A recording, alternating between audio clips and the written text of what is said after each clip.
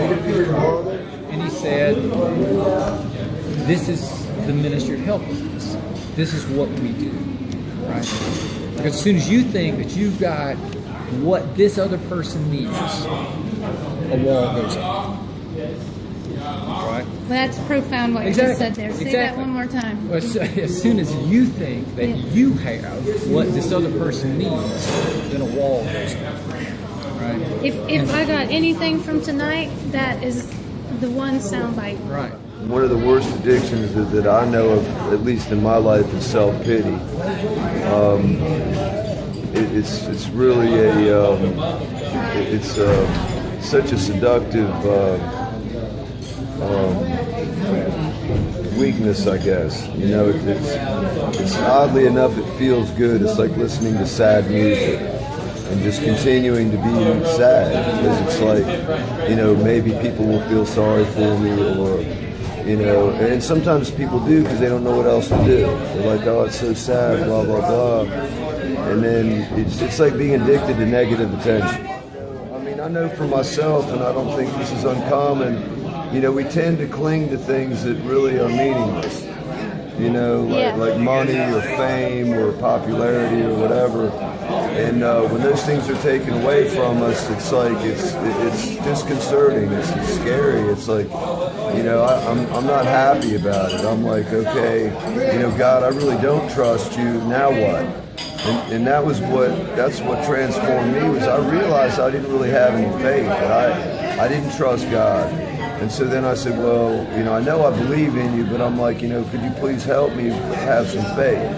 And that changed my life. When I asked for faith, all of a sudden it's like, oh, okay, well, yeah, I'm willing to help you, but you got to decide for yourself what it is that you want. Right. You know, I'm just as inspired by people's unbelief as by their faith. To me, it's the most stubborn individuals that inspire me to be like, okay, well, I got a question for you. I'll be like, all right, so if you've got all the answers, or if you're so sure there's not a God, then what's the purpose of life? So why don't people want to spend time with the drunk, with the prostitute, with the and again, I think part of it's fear. And what we practice here is, you know, the ministry of helplessness and the ministry of presence. We are present with each other, and that's what we offer. And that's what you offered her, and that's all you have to give. Yeah. That's all you needed to have to give. There's nothing you were going to give her that was somehow going to help her more. Presence is the healer. Presence is the healer. That's right, because that's all we have with each other. And so and so when I say, you know, articulate that, because now I'm not just telling groups who come in the script. Yeah. You know, I'm telling them my experience, the experience that I hear from other people, the experience that I have lived now for years. Hey, I'm Daryl Dason. I am one of the pastors here at Haywood Street, along with Brian Combs. I think the strength of Haywood Street is that we're trying to figure out what it means for us to be God's hands and feet and body here in this place in Asheville. I just got out of seminary in Durham. I went to Duke Divinity School, so I graduated in May. So this is actually my first appointment, my first big gig job, where I'm trying to figure out what it means for me to be a pastor. Wow. And it's been cool, because when I was in seminary, like you're not told that there are places like this. Like you're really told that you're going to go to this traditional local parish, but this really starts to blow the walls off of what I think churches really formed and shaped me to really imagine something new and different that really Christ's body is being called to here now. We don't shortchange how we feed people or serve people here in this place. We always try to see what it looks like for us to engage people how we like to engage. So that's why here we try to have this place be something like a 5-star restaurant. So when you come in on a Wednesday for our downtown welcome table, you'll see cloth on the table, you see linen wrapped utensils, you see servers or companions over each table pouring drinks and whatnot, and bringing food to the table, and then around the table you see that they're round. There's no head at the table, and it really serves to get people to really. We're kind of forcing them to go into that type of relationship that we want, that giving and receiving, and serving as a family style. Yeah. So folks are really starting to see that there's no head here. We all give and take. We give and receive and try to see what it looks like for us to see the gifts that God has placed in them, and then to let those things breathe into us as we try to bring it in. So it's really a beautiful reciprocal relationship that we try to cultivate with all of our ministries here. I don't know exactly who started this, but I think it's really cool. That is cool. Some of it I'm not sure that it's all kosher, but you know, everybody has their thing. I said I want to live forever before I die, but you know, that's just me.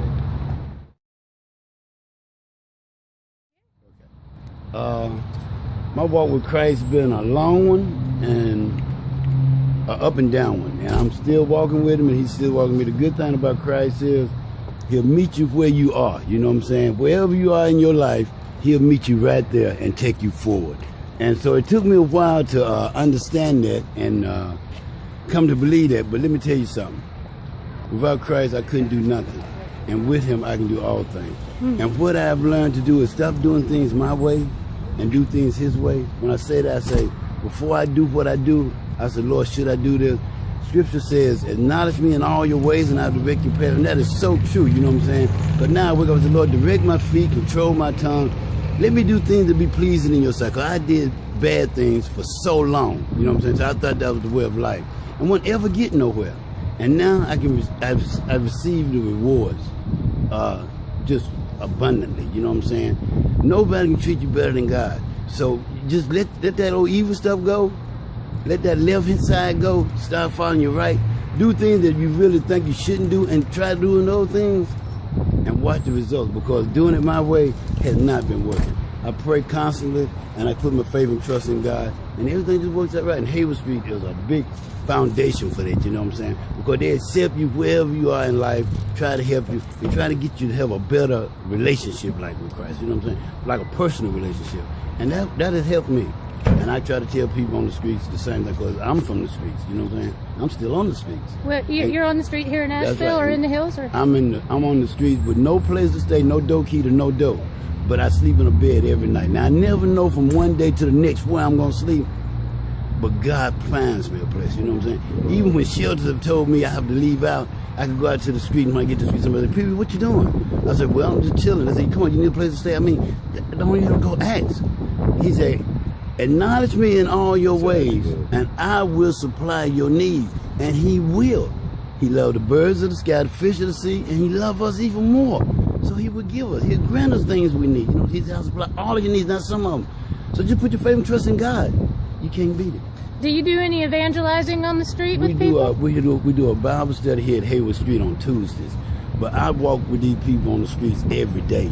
And some of them come to me with their problem, and some of them we just, you know what I'm saying? Because I'm in the same boat they in, you know what I'm saying? And they can relate to me, and I can relate to them, and I help them as much as I can, especially spiritually, you know what I'm saying? But I'm a firm believer in that Bible, you know what I'm saying? I got my bag right there, and I keep my Bible with me, you know what I'm saying? That's my sword. Keep the sword with you. I keep my word, and I try to share it with them, you know what I'm saying? But we got a wonderful Bible study going on every Tuesday from 11:30 to 12:30. Haywood Street got it going on. That's amazing. Thank you for your God bless you. testimony. Thank you, God man. bless. I love you, Pee-wee. Love you. All right.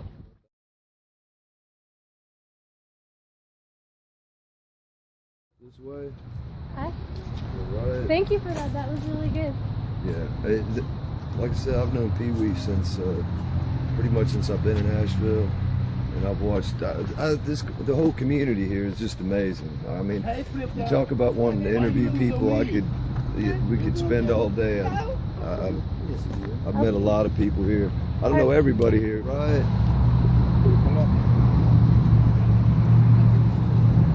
This is it. When I got here to Asheville, this church wasn't even active. There wasn't even a church here. I mean, there wasn't a community here.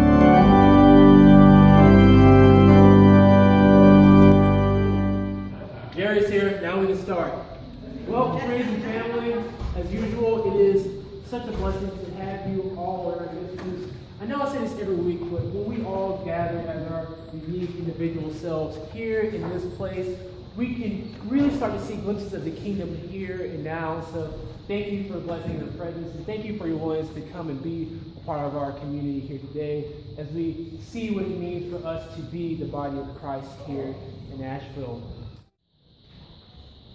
The philosopher once said, purity of heart is to will one thing. We are Christ's people. I'll add to that, purity of heart is to do God's will. That is the one thing that we are called.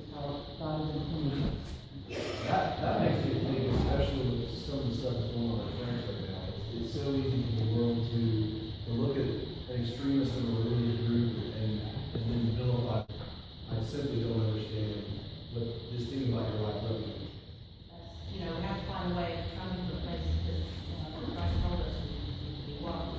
But I can't imagine his idea that is bold. From then to our contemporary time, we hear folks saying Black lives matter. But that's not to say that other lives don't matter, or all lives don't matter. But I think when we look at our history, it's telling us we've been a people that crave uniformity, that crave conformity.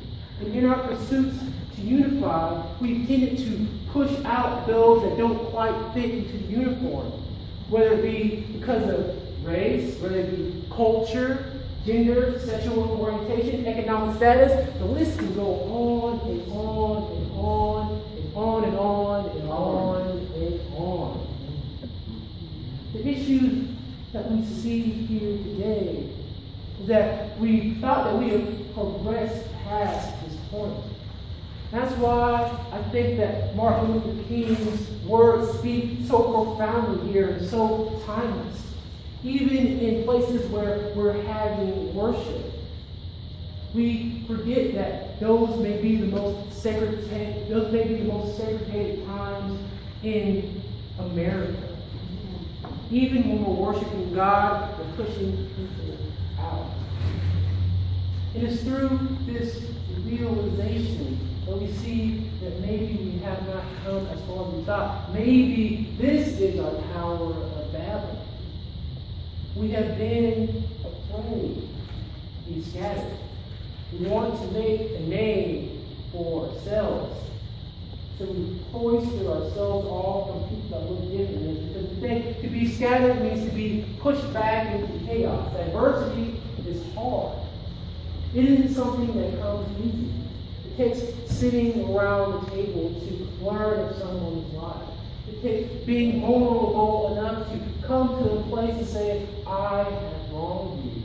And it takes even more vulnerability to realize that we can't just brush everything over just by saying, I'm sorry. To be unified is to come into these hard and difficult places. To be unified is to realize that our unity isn't in the particularities of our lives, but in God. And we see this in the Pentecost story in Acts 2. When the Spirit fell and the disciples started speaking, they were speaking in the languages of the people there. God could have given them one unified language, but no, God said, your language matters, your language matters, your language matters. It didn't make any sense to anybody else. He said, aren't these those things that matter? Are these Jesus' disciples? How are they speaking my language? But I think that really tries to tell us what it means for us to be unified. To be unified is to affirm the differences in all of us. And to realize that what we're unified in is God above all else. Though that may be scary and hard, to be scattered isn't actually a curse. A blessing that God rains down in Genesis when everything was created in the beginning. God says, go out, scatter toward all regions of the earth. This is a blessing that I'm placing upon you. To be unified means that we come together like this community here. Different races, some different languages, different economic statuses, different clothes, different you name it.